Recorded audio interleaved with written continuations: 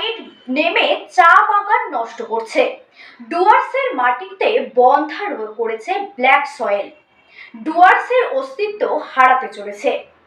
বিজেপির বিধায়কেরা উত্তরবঙ্গের হলেও তারা আজ শুধু বিরোধিতা করবে বলে বেরিয়ে গেল, অথচ আগে ভাঙন নিয়ে সরকার বিরোধী যৌথ উদ্যোগ কেন্দ্রের কাছে যাওয়ার কথা ছিল।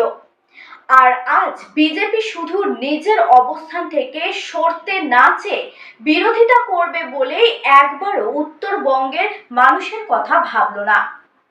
আমার যে ভূমিকা ছিল, আমার এলাকায় আমি সাধারণ মানুষ, উত্তরবঙ্গ ডুয়ার্সের যে প্রতি বছরের সমস্যা আমাদের, বিশেষ করে ডুয়ার্সের অস্তিত্ব সংকটের সমস্যা, এই নিয়ে বলেছি এবং এই বলবার ক্ষেত্রে আমি মানুষের কথা বলার চেষ্টা করেছি।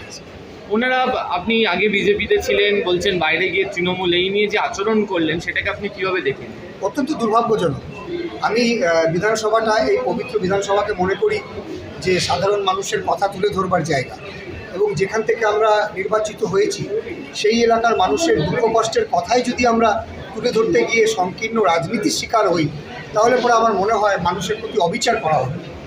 ফলে যে কথাটা তারা আজকে বললেন, এটা অত্যন্ত দুর্ভাগ্যজনক। সাধারণ মানুষের কথা, আমার সমস্যার কথা আমি বিধানসভায় তুলে ধরতে পারবো না, সেগুলো বিভিন্ন বিষয় নিয়ে আটকানো হবে, বিভিন্ন সাংবিধানিক জটিলতার প্রশ্ন তুলে।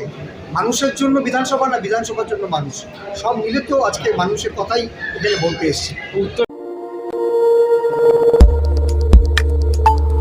আমাদের সাথে থাকুন এবং দেখতে থাকুন নিউজ প্রাইম টাইমস, আপনাদের সাথে, আপনাদের পাশে।